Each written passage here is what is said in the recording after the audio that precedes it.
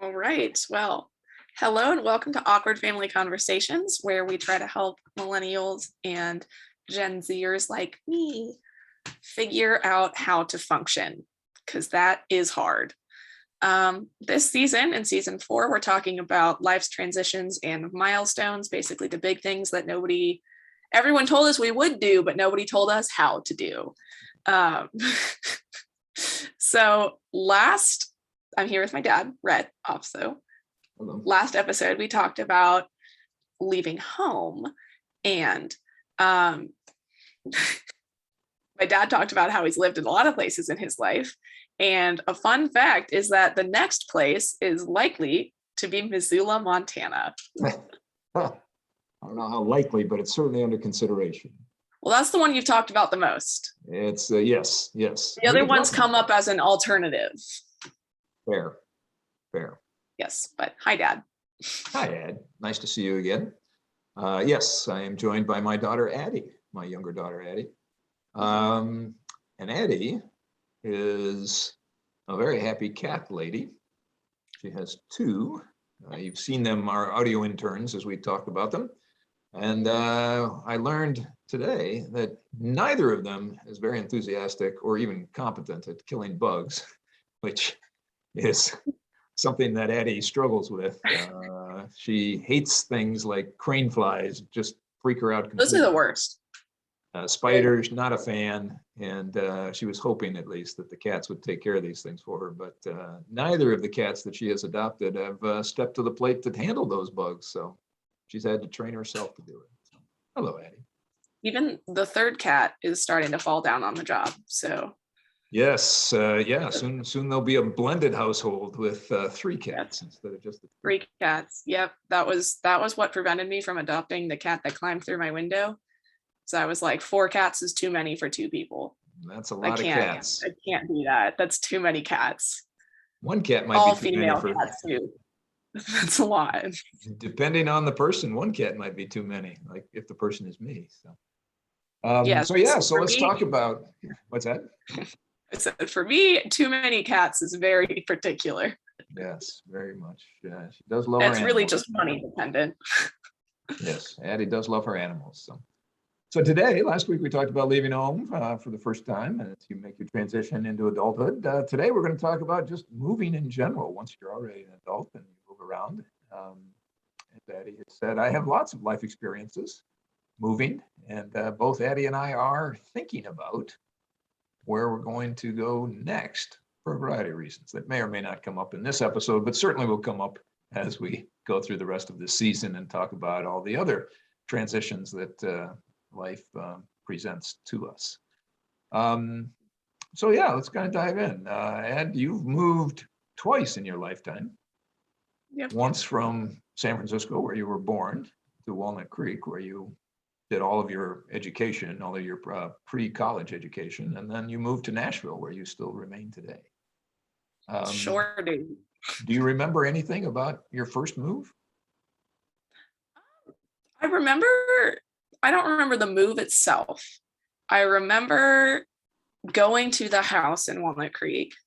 And I remember Callie chose the bedroom that she got because she had originally chosen my bedroom, and then we went into the other one and there was a snow white glow in the dark light switch, and I was like, that's awesome. And she was like, actually, I want this room.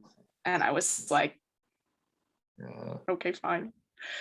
So she got that room with the cool light switch. Yes. Which, by the way, is still there 18 years later. Yes, it is, isn't it? Yeah, the switch plate, it's still the Disney, and it's a knockoff Disney thing. It's not a licensed Disney product. No, definitely not. It's a knockoff in Hong Kong or someplace. So. It's pretty funny. She didn't even stay in that bedroom. I would have treasured that Snow White. Sad. And then I also remember there was a day in my preschool where I think we were just frosting cookies. I don't think they let us near the making of cookies process. But I remember I had a little plate of frosted cookies. And there was one, and I don't remember the shape, but I just put very plain, like just red sparkly sprinkles on it. And I remember that was for the realtor. Oh. Because we were going to drive out to Walnut Creek that afternoon, and we did. And so I gave her a cookie that I had frosted. Oh, that's very sweet. I didn't know about that. Yeah, you were about 2.5, almost 3, not quite 3, but closer to 3 than 2 when we moved. Is that right? Was that, No, we didn't we moved move in in two? you were We moved in 3.5. 2002. Right, I'm So I sorry. was You were 3. 3.5, Yeah. almost 4. Yeah. Because we moved in March of 2002. So you were Yes. almost, yeah, you were between 3 and 4. So you Classic Lockshire brat, forgetting Addie's age. Well, I was thinking that you were only 2.5 because, but then I'd forgotten that you were actually went a year of preschool in the city. So is it worse if you forget how old I am on camera, or if you do what mom did and schedule a family reunion for my 21st birthday thinking I'm turning 20? Well, yeah, I knew that it was your birthday, but it was also about the only time we could do it. And you recall that we actually left the family reunion to go celebrate with you in Nashville. Because I bullied you into it. No, because nobody remembered that it was my 21st birthday. We did. I remembered that it was, but it was also the fact that we had a big 60th wedding anniversary to celebrate, and schedules being what they are. The funny thing was that mom, when I told her when I got the email, I was like, through August 2nd, I was like, that's my 21st birthday. And she goes, no, you're turning 20. And I went, I turned 20 with you last year. Yeah, well, you are the second child, so the forgotten child. Not forgotten, it's okay, exactly, but I know the truth.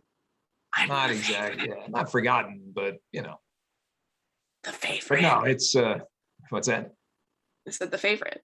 The favorite child, yes. Exactly. The favorite one who you can't remember how old she is. It's fine. Well, no, I remember how old you are, but I don't. I mean, yeah, I didn't. I was trying to remember when we moved, and I have it in my mind that you were 2.5 when we moved, but you were. No, I was 3.5. Because you were already in school. But anyway, when you moved, yeah. So I mean, the thing about moving is that it is it's a big disruption, right? And that requires a lot of energy. I mean, it takes a lot of energy to prepare for the move, get everything ready that you have to make decisions about what you're going to take. So the demands on your internal resources in terms of your energy, physical as well as mental and emotional energies are there.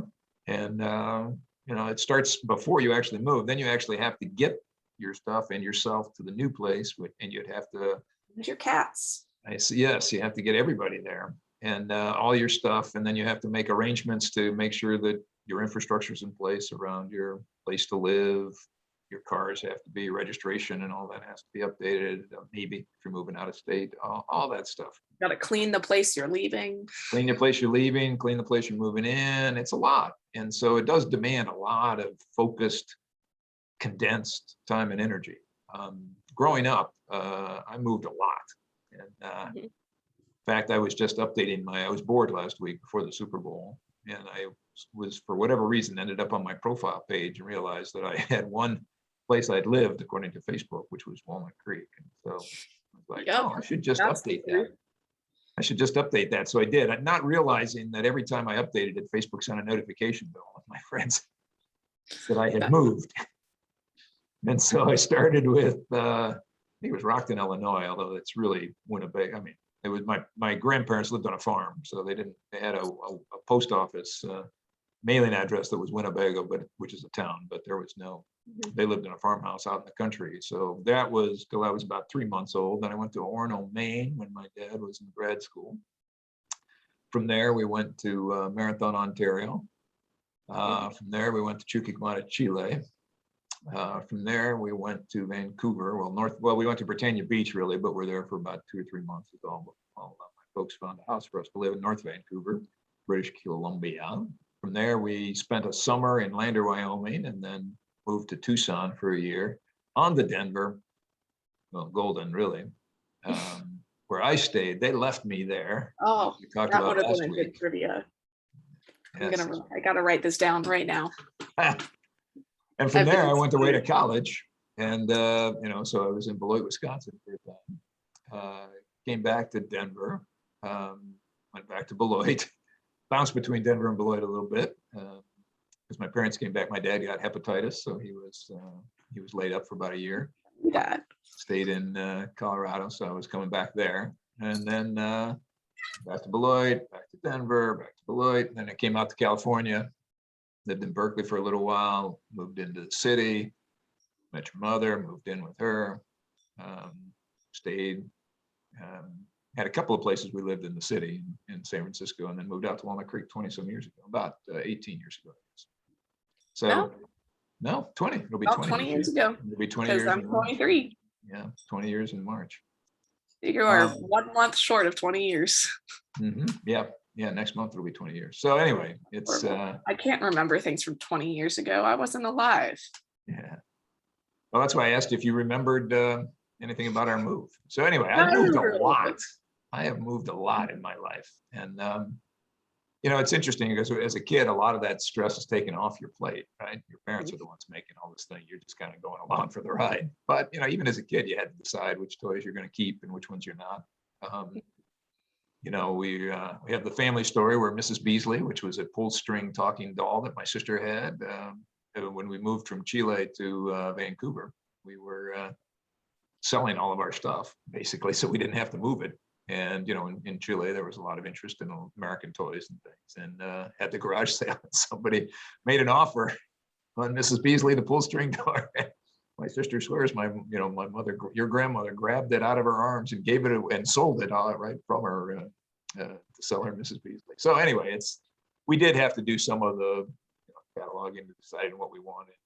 And then, of course, when we got to the place we were living and got into our room, we had to unpack, do all that kind of stuff. So, so I actually, I'm pretty familiar with it all. But it is, it's a lot of energy and it's one of life's transitions because it is it takes a lot. It requires a lot from you. Maybe that's the better way to say it. And I think the other thing, about the move, and this is, you can move for one of two reasons: because you have to, or because you want to. Most of our moves was because we had to. It was related to my dad's job. If he was going to do the job, we had to move to this place. That's becoming less important. Physical presence is less important in the working world. And so people are able to work where they want to be as opposed to where they have to be. And that's, I think, a real positive development. But it does mean that you have to think about where it is that you want to live. And that's, I think, something that you and I are both talking about now. You moved to Nashville because that's where the university that you wanted to study at was located. So you had to move to Nashville because I wanted to. What's that? I didn't leave Nashville afterwards because I didn't want to leave. Right. You stayed in Nashville because you wanted to stay there. I've lived a lot of places in Nashville. So I've had a lot of micro moves, which is a decent amount of the stress of the full move without the leaving your friends and what behind. At least I know what grocery stores are around me. Yeah, and I think the emotional thing is less traumatic in that way. You have less emotional trauma because you keep your support network. Exhausting. I'm sorry? Yeah. It's just physically exhausting. Yeah, you spend a lot of time having to, move stuff. So you do have to expend that kind of energy, but you don't have the emotional roller coaster when you're leaving behind your support structure, your emotional support structure. Like when you leave your home or you leave Nashville, you're going to leave a lot of friends who are there that you see regularly, that you rely on to give you that emotional support. You're going to a place where you're not going to have that, or certainly not a place that's as well developed. A very small version of that when I moved to my current apartment in Nashville because I moved across the town. So I lost all of my regular coffee shops that I went to. And then I also did it at the same time that everybody had gone home for spring break and gotten stuck there. Right. So it wasn't quite that I had left my support network so much as my support network had left me. So I was still in the city that I was had been living in, but everyone who made it home was not here. And the thing that had also made it feel like home, Belmont in college, was no longer happening. Yeah. So I remember the first 9 months, not even that many, it was probably 4 months. 4 months at being at my first full-time job in Nashville. I felt really lonely for a lot of it because I was and I didn't really pin that down until I started making friends at my job, actual friends, not just coworkers, but people who I'm still friends with now. That I was really lonely for a lot of the year because I had assumed oh, I moved in Nashville, everyone I know is still here, but they weren't. They were all stuck in their various hometowns. And then even when they came back, it was totally different because now I have to try to see them. It's not just like, oh, we're both on campus for the same hours every day. You want to grab lunch? It was like, I'm working this day, you're working that day, let's do this. And now we've got to drive across town to see each other. And it became a lot harder. So not trying to say that it's the equivalent of moving across the country, because it wasn't, but it was a lot bigger of a transition emotionally than I thought it would be when I just moved across town during a pandemic. Yeah, and I think you'll see that at certainly at work relationships. I mean, I'm usually very friendly with the people I work with, but it's really kind of a test when you change jobs and you just don't have the serendipitous, happen to run into you. You happen to be at the desk next to me, so we strike up a friendship when we're going out to lunch because we just happen to be inhabiting the same space.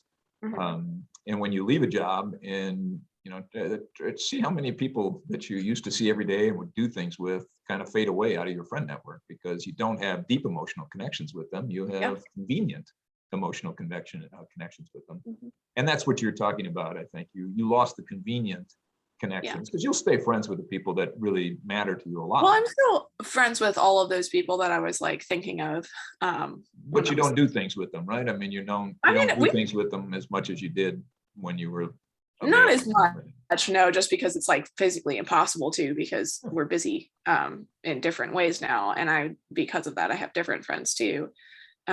But they're definitely like the people who left and went home and got stuck there were very much the people that I'm still in contact with. Like we Zoomed and stuff, like we talked often, we would text, but it wasn't the same. And it wasn't like, oh, I'm going to hang out with this person now. It was like, it didn't fulfill that same emotional need. It didn't have the frequency of contact, and it's that convenience thing. I mean, and it's great that you kept your friendships, and I would put those people that you still talk to and see as, I mean, those are friends. Those aren't kind of casual acquaintances. But I'm sure there were casual acquaintances that went by the wayside because those were the ones that I was ready to let go of, because I did that in high school. Like when I graduated high school, I was like, I've got all these people that I've got to see every single break. And that number, like I remember freshman year, and this is just a meme I saw probably like sophomore or junior year. And I was like, that's not going to be me. Freshman year, winter break, I was in town for 2 days. And in those 2 days, I saw the maximum amount of people from high school that I could who were home.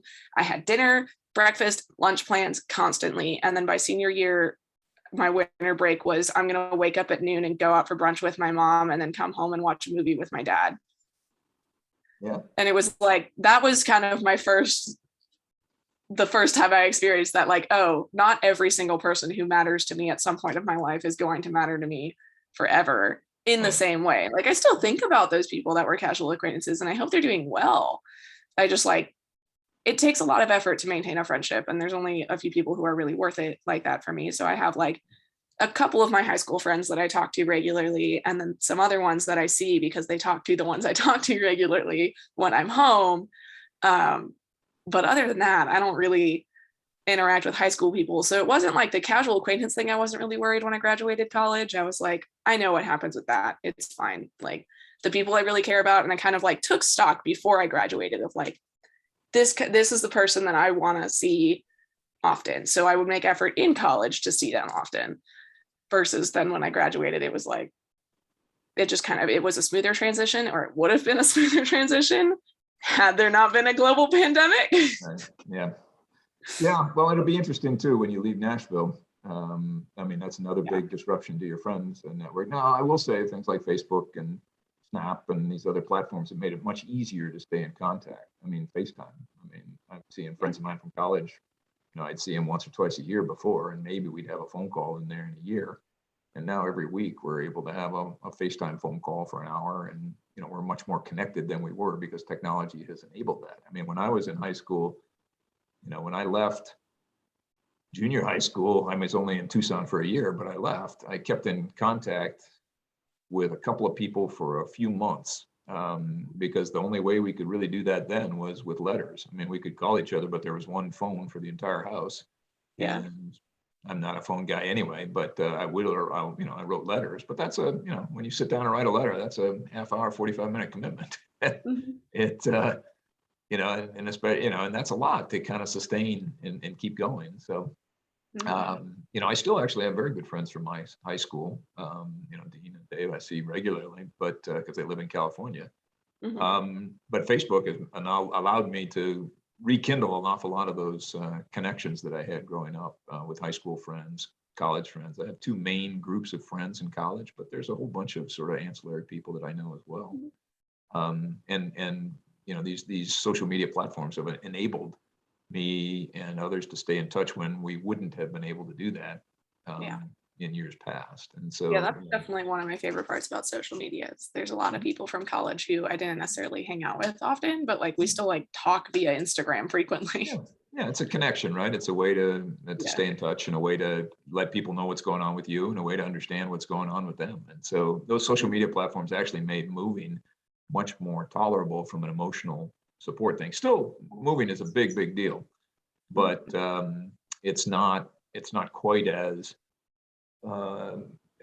draining on the back end once you're settled, because you can still have that emotional support and those emotional connections that you value, thanks to the technology platforms that are available to us now that weren't available to previous generations. And so that does help with that part of it. But there is still, like you say, the physical moving is whether you're moving kind of down the street or across the bay, or you're moving across the country, that physical move is a big, it takes a lot of energy physically and just intellectual energy too, right? And it's a financial commitment. Yeah, no question. So yeah, it's you've got to get everything organized. You've got to get stuff packed. You got to get everything cleaned out at the back end. And there's an awful lot of stuff that just is kind of like, what do I do with this? Which is why you need the big dumpster at the end. Just like throw it all in, it's you get to the point where it's kind of like, okay, I'm not going to take this. I don't know what to do with it, but it's got to go. And so, we can try to give away whatever we want. We can try to, pack what we need. But in the end, there's still going to be stuff that we just don't know what to do with. The detritus that just kind of accumulates in the corners of our lives. And it's kind of like, it's not worth moving. The other thing I found is, and maybe, my personality is one that's pretty lean anyway. I don't have a lot of stuff. Doesn't really matter to me. I don't collect things. I don't have I don't have a lot of stuff. I live a lot of my life between my ears, and so I'm not really all that particular about what's surrounding me kind of in the environment.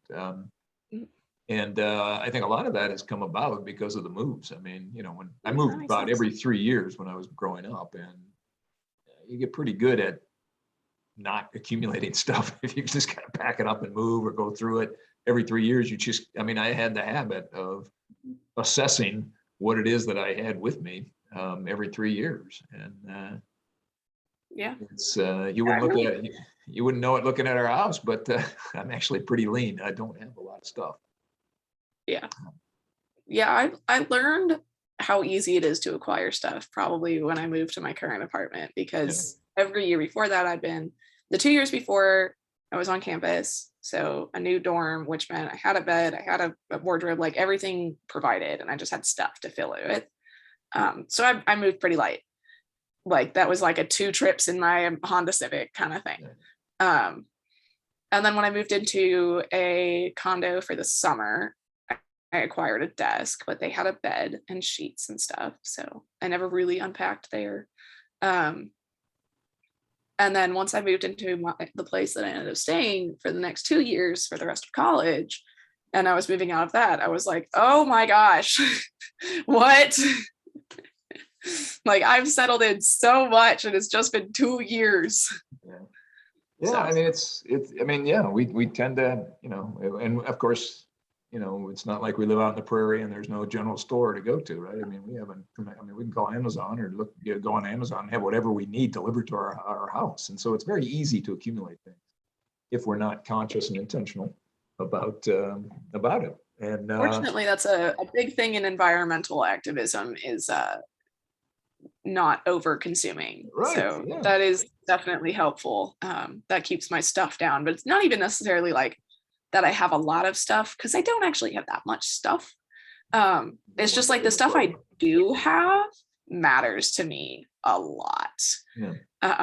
because I love my creature comforts. So Yeah, that's yeah. always a challenge of moving, because I'm like, I want to take all my things. Yeah. Well, that's yeah. I mean, those are all kind of things we have to take into account. Yeah. So when we talked about moving, thinking about you want, well, you move to a place you want to live, or you move to a place you have to live. A lot of the times, have to live. Yeah, it may not be the place you choose, but that's where your work is primarily. That's what causes you to move. It's where your work is, and so you make the best of what you can. You kind of take the. It's like there's a scene in Avatar: The Last Airbender, season 2, where Zuko and Iroh are pretending to be Earth Kingdom refugees in Ba Sing Se, and Uncle Iroh gets a nice plant, and he's like, "I've got this for the apartment," and Zuko's like, "What are you doing? We're not gonna make a life here." And Iroh's like, "Life happens where you make it or not." I like that. That feels fitting. It does, yeah. No, and that's exactly right. When you have to be in some place, not to disparage our listeners in Tulsa, Oklahoma, for instance, but Tulsa, Oklahoma is not a place that a lot of people want to live. I mean, in the words of a dear friend of mine, it's the most boring place on earth.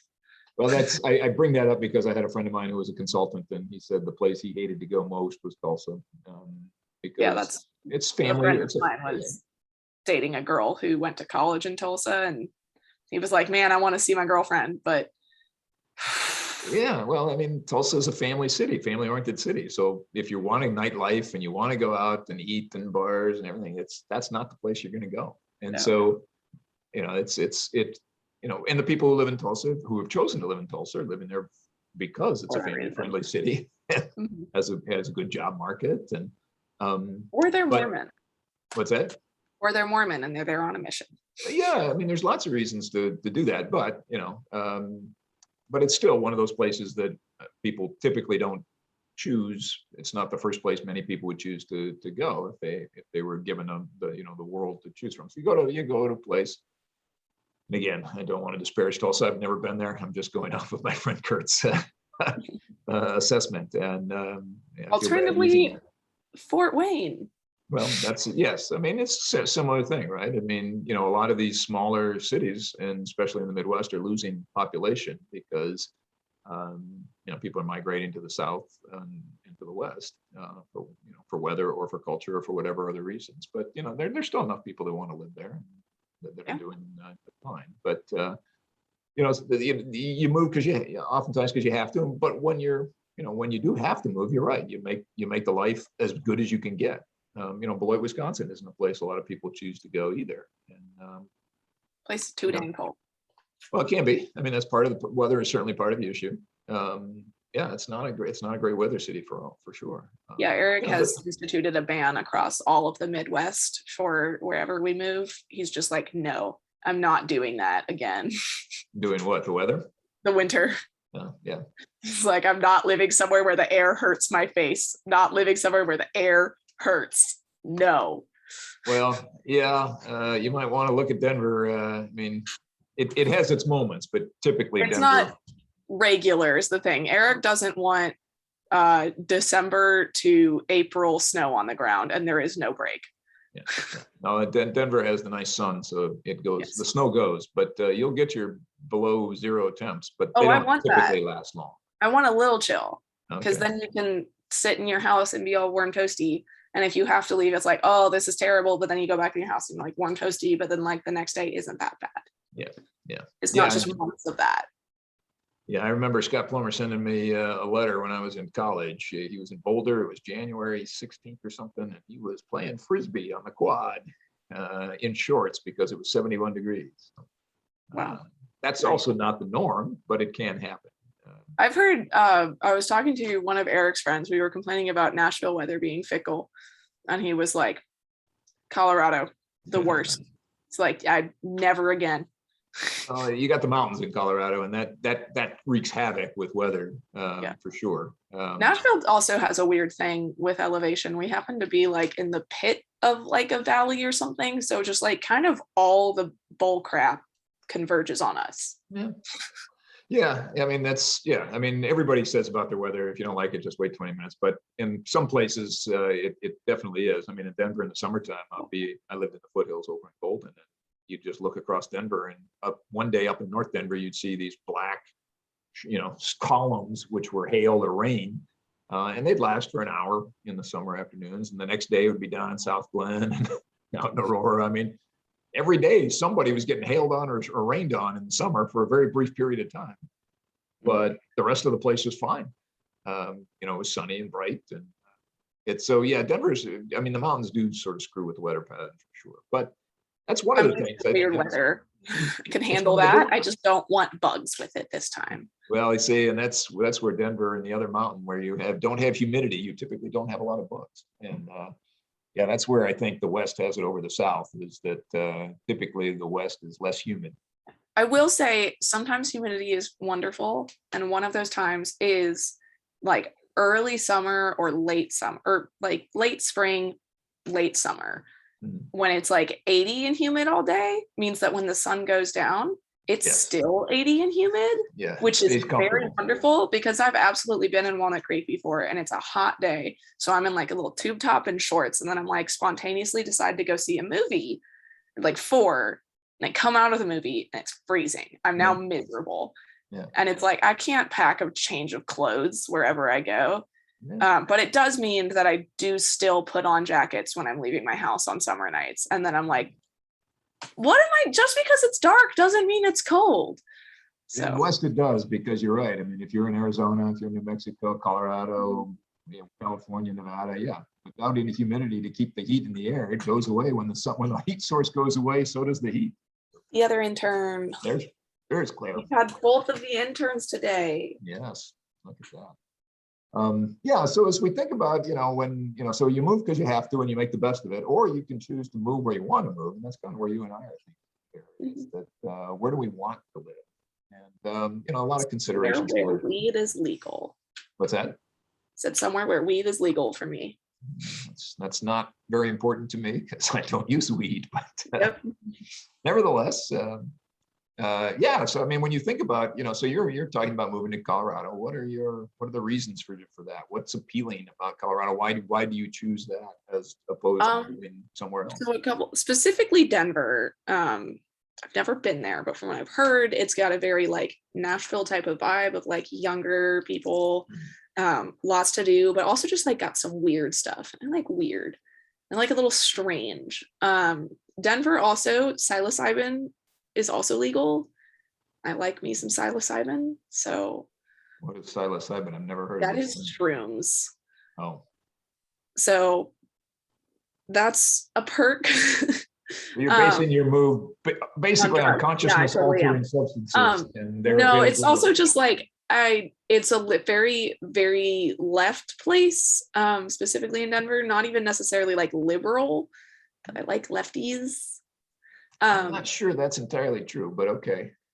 I mean, it's got a younger population. It's definitely lefter than Nashville is what we're holding it to. All right. I'm not expecting a San Francisco, but and that may be. I mean, so I can talk to Colorado as a government also is just generally at least more liberal than the government of Tennessee is, which is big. That's another one for us, is that we just don't want to end up in another state where we're not represented by our government's decisions. It's like very frustrating to be in Tennessee and constantly have tenants' rights reduced and have mask mandates get banned and abortion get outlawed. And basically all the stuff that like we wouldn't ever vote for, stuff that we specifically vote against, is happening regardless because, well, the people in the country want it. Which we're like, okay, we have the financial resources to be able to leave. So at this point, we're going to. At some point, you just have to say, what am I? I can fight the good fight, but what at what price? And no, I get that. I mean, that is frustrating. It's kind of the question with the fight the good fight too at this point, especially in Nashville with the redistricting, is that there's no longer a legal channel for me to fight the good fight. I no longer have legal representation as a resident of Nashville. I have legal representation as a resident of one of the 3 counties Nashville's been split into, which isn't actually any sort of representation for me.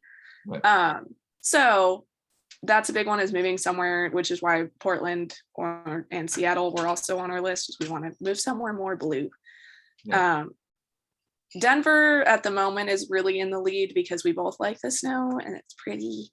And ultimately, I really just want to be where Callie is. Yeah. Yeah. Well, family is another reason. Yeah. Where, go with people you know and people you love, right? I mean, if you have the choice, you're going to want to be around people you love.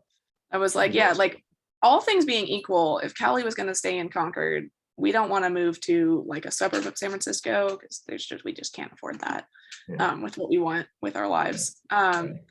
So we were thinking like Portland or Seattle, and all things being equal, it probably would be Portland. But the lack of sun is a big one. And then Seattle, and Denver has an average of 300 sunny days a year, which is a huge plus because I love sun. Also, the cost of living in Denver is pretty similar to that in Nashville. But I need to do more research, but I'm pretty sure it has a higher minimum wage. Probably. I mean, so yeah, as you're right, Tennessee is a very, very conservative state, and they are doing things like undermining local jurisdictions. Nashville passed. It's getting more conservative. Of course it is. Yeah, dangerously close to fascism. So we are not loving it here. No, the Republican Party is making a concerted effort to close off avenues so that they can enforce their will as a minority party. And I don't think they're a minority party in Tennessee, but they are nationally, and they're pursuing those same things. They're suppressing voter rights. They're gerrymandering districts to keep in power, and they're enacting laws and packing the courts so that when legal challenges come through, they will they'll be resolved in the way they want. So there's no question that there's a lot of that chicanery happening in a very systematic and conscious way. And you're right, you can fight the good fight and stay engaged, but at some point you have to admit defeat and then move on. A good talk with a friend of mine who's also really involved in activism, because they responded to my story where I posted, just a couple very terrible bills were announced in Tennessee back to back in the same day, and it was like, do y'all take a break from being the villains? No, the answer is they don't. No, they do not rest. But I was talking to my friend who'd responded to my story, and they were like, I need to get out of here. And they're a Black non-binary femme person. So I was like, yeah, honestly, you are not safe. You're should get out. Right. Yep. Yeah. And so I told them too, I was like, I have some thoughts about it, because on the one hand, I am like a white cis lady in a straight passing relationship. So do I owe it to other people to stay and try to make a difference? But on the other hand, I'm, gay and disabled and low income. So these are three things that are not in my favor either. And so as I was talking to them, they were like, we're not made to fight the system. Like, humans exist to have like deep connections with each other and build communities and lift each other up. We're not built to fight the system. If you have the energy to fight, if you have what you can, like, use your voice to help other people, absolutely, but you don't have to sacrifice yourself for this. And that cleared up a lot of guilt I had over leaving, because I'm a cis white lady, so probably should stay if I look at it through just that lens. But looking at it through the lens of like, I'm a human too who also deserves to be happy, then the answer is go somewhere where I feel more represented. And one of those is, yes, drugs, because I really do believe there's a lot of unharnessed power behind mind-altering substances. And also legalizing and decriminalization of drugs tends to just be indicative of a more left-leaning state. Like, that existing is kind of the basis that I'm already hoping for. Whereas the basis in Tennessee is, of course, we wouldn't legalize weed. That's a gateway drug. So there's just like the indication that there's more hope there in that direction is better. Yeah, well, there's no question that I think the political climate is more liberal in Denver, but it is, I wouldn't call it a lefty area. It's a purple state that tends to blue.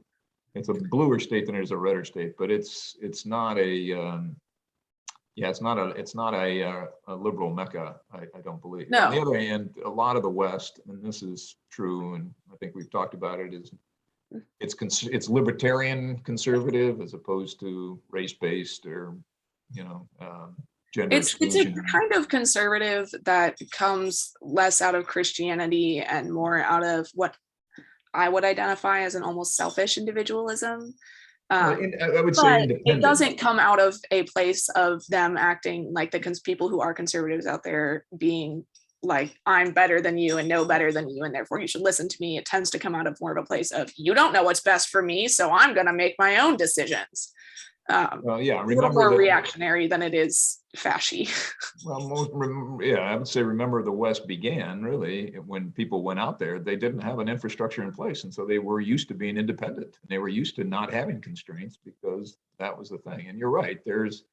It's not as my sense is, and of course there are the people everywhere, of course, yeah, who are judgmental. But I agree. There are libertarians out here. They're just they're a minority voice in that. Yeah, that's not when you talk about conservative voices, that's not the dominant voice in Tennessee, but it is the dominant voice in the Western states. It's far more the Western states are far those more. People I tend to have a lot more in common with, though, because you can more easily convince someone who's like, why should I care about other people, is more accessible to be like, here's why you should care about other people, versus the person being like, I do care about other people, and that's why you shouldn't have an abortion and it should be legally not allowed because I care so much. I find it a lot harder to connect with those people on any kind of level than I do with people whose basis is maybe a little bit selfish, but still kind of is coming from a place of trying to take care of at least themselves instead of. But that selfishness, I mean, what you're calling selfishness, I'm calling just used to being independent. And that's, you can say it's both, but you're right. People who believe people should have their own agency are going to be a lot more open to people who disagree with them. Easier to reason with and talk to and make connections with and feel safe around. Yeah, exactly. I mean, I've got friends who are, I have friends who are conservative, who are, again, more libertarian, and their whole thing is basically, look, I'm not telling you what to do. You don't tell me what to do. Let's just let each other live, and we, we're fine. And that's more of what you see in the West, I think. And so, your states like Colorado, even Oregon, Washington, they have their rural parts that are very, very much that conservative. Well, that was why we were looking so much into Portland too. It's funny because we would tell like Eric's conservative family and they'd be like, well, you don't want to move there. And we're like, the reason we want to move there is precisely the reason that you don't want to move there. Like, exactly. Like, we want to move there because crazy people are burning shit down and we think that's kind of awesome. So Well, Portland though is very hot, very expensive. Yes.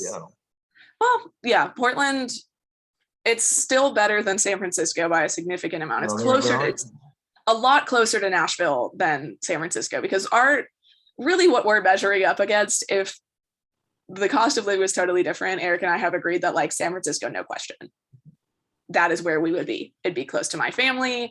It would be just the best place for us to be if the living cost was different. Like, no question, that's where we would want to be. But unfortunately, there are some questions. That question is, how the hell do we pay for it? So, that's a major part. When you talk about moving someplace that you want to move to, it's what can you afford? And that's kind of where I am, or where I am looking at is, am I going to work? Am I going to make my career my central organizing force and therefore command a higher salary, which will allow for a wider range of options in terms of where I move? Or because I'm not going to be able to afford in another 6 months, I'm not going to be able to afford to live in California absent a high paying job. And I'm not sure I want a high paying job. So, if I have to take things off the board because cost of living doesn't work, where do you go? And so for me, it's things like, I'm looking into Western states. Yeah, I mean, Missoula is an interesting place because it's the second largest city in Montana. It's in the north, which I appreciate with climate change happening, and I expect to be around another 30 years or so. It's going to get hotter in the southern part of the country. It's going to get, and you're going to have. It sure is getting hotter in the southern part of the country. Yeah. Actually, it is. It was 70 degrees all week last week. No, and then we had a windstorm about it on Thursday night. So it's climate change is real and it's happening, and it is going to change. You're going to end up with people in the equator. It's just going to get hotter, and people are going to start migrating, and there's going to be conflicts around that. There already is. The whole Syria exodus really was driven by drought as much Yeah. as it was by an unstable political environment. I mean, both Yeah, contributed, but famines are drought really was spreading. There a was big part. the Yemen famine last Yeah. year, 2 years ago. These are all these Yeah. are all things that that are happening. And I want a college town for two things. Culture is generally cheaper. There are speakers that come to town. There are college athletics and poetry readings and things like that. Not that I go to a poetry You can reading, but I go could. protest Candace Owens coming to town. There's things like, I mean, that's, you have younger vibe and everything. That's cool. But there's also, generally speaking, better healthcare because you've got teaching hospitals and things like that True. associated with universities. And as I get That older, is a big healthcare- thing about Nashville. Well, Nashville is the healthcare capital of the U.S. Yes, it is. Lots of companies Nice. headquartered there. Yeah. So I'm looking at at smaller places that I can afford to live that also offer me things like healthcare, better weather because of climate change. I don't want to live someplace where I'm going to have to move because in 10 years it's going to be less comfortable to live. But it has to be relatively cheap so that I can afford to maybe write instead of work. And so those are the things as I think about it. Cost of living is a huge part of that, but there are other elements too. As I think about where do I want to live, and that's those are the kind of considerations I think as people think about moving to where they want to move as opposed to where they have to move. Those are the kind of things that instead of making the best of it because you have to be in Tulsa, Oklahoma, or wherever it is that you have to move to, you get to choose to move, but there's a lot more decisions then. And what are the factors? And I think your economic is a huge one. I mean, as you say, that's kind of a deal breaker for us. You have your ideal place to live, but you can't live there because it's too expensive. Yeah. For what you're willing to do. Yeah, we do not want roommates. So. Well, and I mean, you could, if you guys both decided that you wanted to kick ass as audio engineers, you could do that. You could probably find well-paying jobs in the Bay Area that would allow you to live, but it would be competitive. Yeah. I'm sorry? That would take like another 10, 12 years for us to be able to do that if we decided to do it the audio route. You can't just get a job in audio. Right. So. But I mean, there were audio engineers at Charles Schwab when I worked there. We had a recording studio and they were doing all kinds of recording. Their history of how they got there is probably pretty competitive. Probably, right. But they got there as audio engineers. So it's possible. You can, there's audio engineers in the Bay Area with radio stations and other places too. But Eric and I both have a similar view on career and that we don't have dream jobs because we don't dream of having a job. We both have a role that we want to fulfill in a community. And it's really just more kind of like, what can I do that I don't hate, but that doesn't emotionally drain me and pays the bills and gives me time to focus on the things that actually matter to me.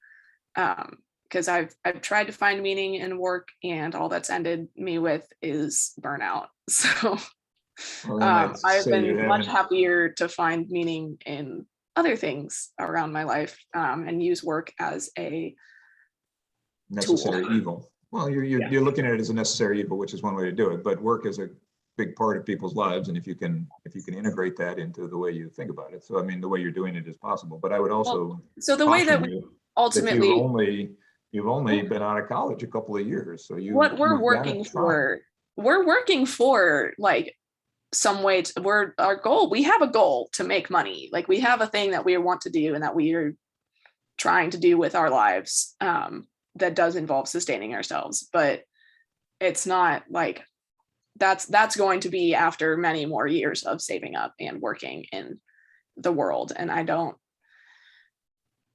it's hard, it's tough out there.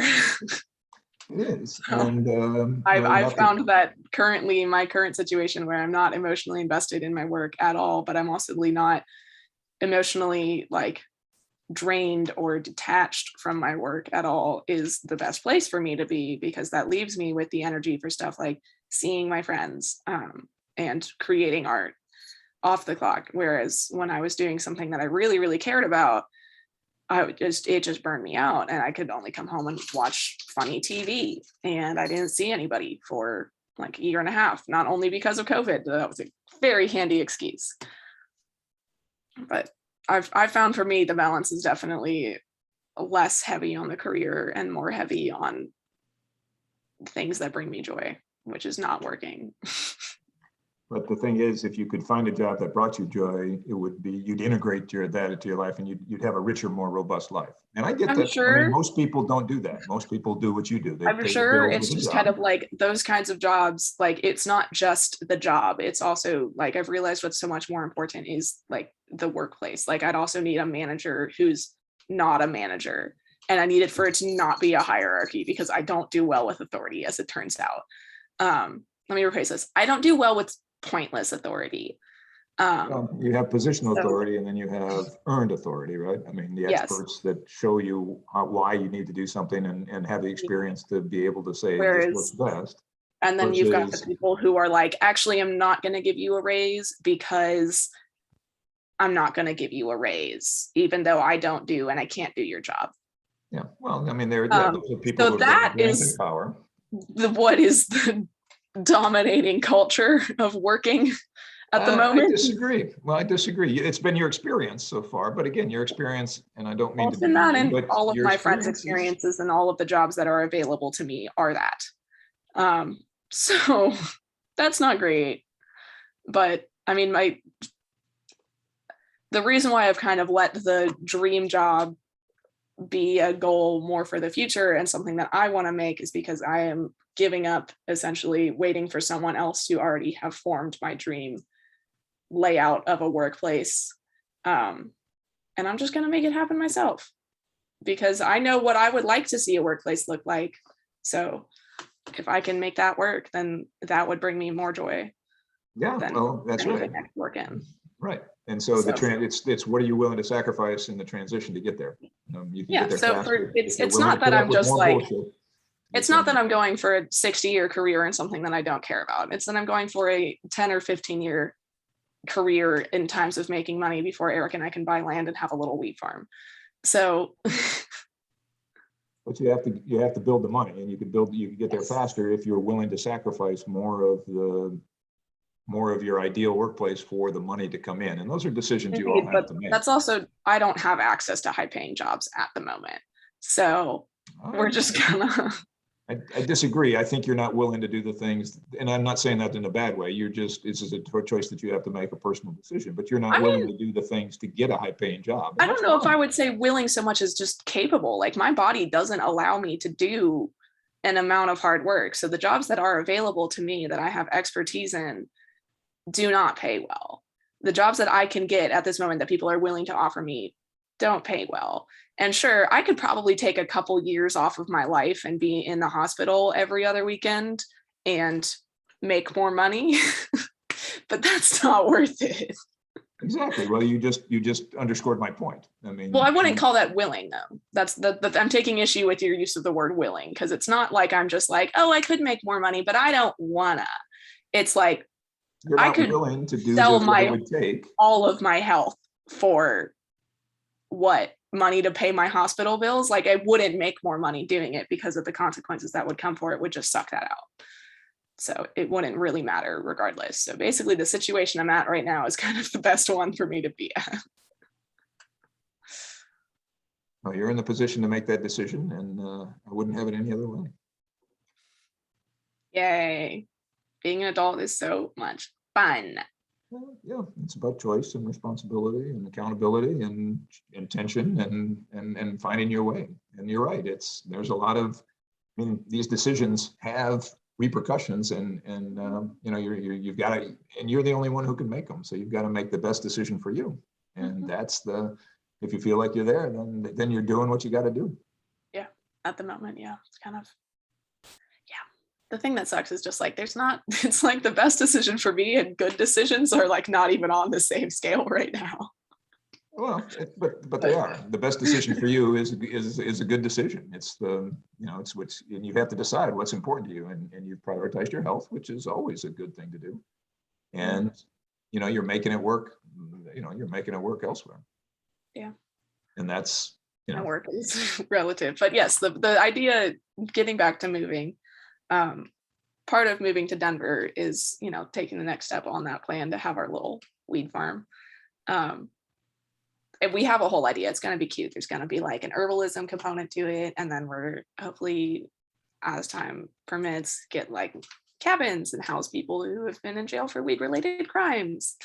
So we've got goals with it that I'm really excited about and inspired by, but we are not currently at the place to be able to do those. Well, So you gotta the keep question working is, towards it. yeah, I mean, it's just saving up to try to get there at this moment. And then hopefully once we're there, that'll be a way to kind of finally reconcile the career part of my life. Well, yeah, and you've got a plan and you've got intention, which is really all you can ask for people, is to, think about what it is Being that they want to be. intentional. Yes, intention is really important in life. Being conscious and choosing your path as opposed to just sort of letting things happen to you. You're going to be much happier if you can craft the life that you want to live, as opposed to just kind of taking as what So comes. You might randomly get there, but the odds are better if you think about it and make it happen. So are you telling me the answer to last week's what's the big deal about leaving home is be intentional? Mm-hmm. And then what's the big deal about moving is also be intentional. I am shocked to find out that we are being intentional on the Awkward Family Conversations podcast. Well, this is the deal. That's the secret to life, in my opinion. Be intentional. Think about what it is, who you want to be, what you want to do, where you want to be. These are all things that when we think about transitions, if you've got those things in mind, you'll make the best decision, and you'll end up where you want to end up, as opposed to just kind of where you're kind of randomly following things and then ending up somewhere where maybe you don't really want to. And I speak from experience there. I mean, that's been most of my life, has just been kind of following the next interesting thing. And there's a certain romantic appeal to that, but I wouldn't say I ended up where I wanted to end up, because I really didn't think about where I wanted to end up. And there's that old maxim, if you don't know where you're going, you're probably going to end up there. That's funny. And that's my life so far. So yes. Yeah. I mean, I would I guess it was kind of right before I graduated, because I remember it was my 21st birthday. You wrote me a long card. And it was more advice, less about birthday and more about turning 21, because that was when I was going to graduate school, and becoming an adult. And this was all pre-COVID. Yeah. But I remember in that card, you were like, before you graduate, take some time to think about, you were like, write down the kind of partner you want to be, the kind of worker you want to be, the kind of person you want to be before you graduate, so you can start making those decisions accordingly. And that has been really good advice. That has kept me out of a lot of trouble and gotten me through some very difficult times. And just it honestly just made things less difficult, because it was like, it's a lot easier to feel good about your decisions and not question if you're making the right decision if you know why you're making that decision. I find that I don't really question my decisions anymore, because I know where it's coming from. I know why I'm doing it. Yeah, if you're centered and you understand what it is that you want to be, the person you want to be, and the things that you want to do with your life, then my contention is there's a handful of moments in your life that will define who you are as a person, and you're much more likely to look at yourself more positively as you come out of those moments, if you've thought about who you want to be in before you get into them. Because when you're in the middle of them, it's really hard to make really good decisions, because those things happen fast. Yeah, that was like the core values exercise I did in college too, kind of complemented that nicely, is because I can find the reason for decisions I'm making, is be like, I'm making this decision because of my belief in empathy, or I'm making this decision because of my belief in this is important to me, and I need to remember that this is important to me when I'm something that's thrown in my face and I have to react and I have to make a decision in a matter of seconds or minutes or whatever. I have to remember, I have to have a touchstone that says, at the core, I want to be a kind of person who does this, which means here's my answer. Take a page out of the Joe Rogan book here, actually, and talk about when I was on acid, which kind of just warped my whole perception of time in a very nice way. A very welcome way. And part of how, when I'm in a situation where I need to think quickly on my feet, it's a lot easier to zoom out and be like, what am I going to be proud of saying that I did? Like, what is the future me proud of me doing in this moment, is kind of how I phrase that question now, because it's less of like, what do I want to do? And more like, what do I know I should do, but I'm scared of doing, but I know when I do it, I'm going to be proud of it. Kind of puts me more in that situation of like, you end up in a in a place with some people you don't know very well. Someone makes a casually racist comment. You don't say anything because you're 18 and it's awkward. And then you look back on that later and you're like, damn, really wish I said something. But then you do say something when you're older and you look back on it and you're like, yeah, that's what I want to be. That's the person I want to be. Like, that's the person I'm proud to be. So I've started being able to really make those decisions in the moment, not just in situations of racism, but also situations of like, my friend is sad and I don't know what to do to help her. It's like, would I rather look back on this in the moment of saying like, making something up because I'm just so desperate to give advice, or would I rather just be like, I don't know what I can do for you. Do you want me just to be here? It's been a way to become a lot more honest. And then, and those are, I mean, it's, this thing of life the journey of life that we're on. And, we really do. We are who we make ourselves, and we can do that consciously and intentionally, or we can do it just sort of randomly as things happen. And the sad, I mean, if you trust that, if you trust the universe to provide kind of thing, you're probably less likely to end up doing the things that you will be proud of later. And I think that's right. I mean, we always talked about, would your mom be happy if you did this thing? That's a little bit bad because that was kind of my early one. I'm not gonna lie. That would, yeah. Well, it puts the authority figure in charge of your judgment over your actions. So I like yours better. Will I be proud of myself? Better. But that same kind of principle is, you want to do the right thing, not the convenient thing, not the easy thing, not the thing that's self-interested. You want unless that stuff doesn't matter to you. But most people want to do the right thing, the ethical thing, the moral thing. Yeah. But a lot of stuff gets in the way there. A lot of times sometimes it's a courage thing. Sometimes I don't have the courage to stand up, but sometimes it's also, it didn't occur to me in the moment because I hadn't prepared myself for it. There's a lot of, life is a lot of stuff there. All right. Well, I think that's what we have for today. Cool. A lot of interesting stuff there. Not all of it about the move, but shockingly, we reached the same conclusion, which was you should be intentional. You need to be, think ahead. And I think that'll be it is a recurring theme on Awkward Family Conversations about being intentional. So, do we have any items that need to be researched? I don't think we do. I don't think so. Do we have any Venmo tallies? I believe there was No, I was extremely careful. I caught myself a couple times. I will own that I said BS, but the real BS word earlier. Oh. I don't actually remember that. You were talking. We talked over each other a lot here in this episode, and you were talking and I was talking at the same time, and I said something about the BS thing and realized. That's funny because I said bull crap at one point. Yes. And I thought I was intentional about my language. Yes, exactly. So I am I await my $1. Sending you $1. It's coming back to you. The week that the $1 you gave me last week has come back to you this week. So I'm just gonna leave that in my Venmo account. For the next time. You phone. Very good. All right. Well, what's our life transition we're going to be talking about next week? Next week we are talking about committing to a life partner, and it's going to be a fun conversation about. Yes, it is. Yes, it's a weird one. It's going to be a silly one. Yes. Cool. In the meantime, you can find us on awkwardfamilyconversations.com, on Twitter at awkwardfamilyc1, where we still need to announce the new audio intern. We've also got our YouTube presence where you can look at our beautiful faces and sometimes cats, which, like, do I need to say more? Watch the videos. There's cats. Otherwise, you can find us on Facebook, also to follow along, so we post everything. There hasn't been a whole bunch of reading resources this season, but if there are, that's where they'll be. And of course, you can listen on Stitcher, Spotify, Apple, and Google Podcasts, wherever else you like to listen. I think Amazon has a thing now. We're everywhere there, yeah. Yeah, but let us know what you think. Keep the questions and suggestions coming. It's never too early to think about season 5. Yes. All right. Well, then we will be on next week. And I love you, Dad. I love you too, Ad. We'll see you next week.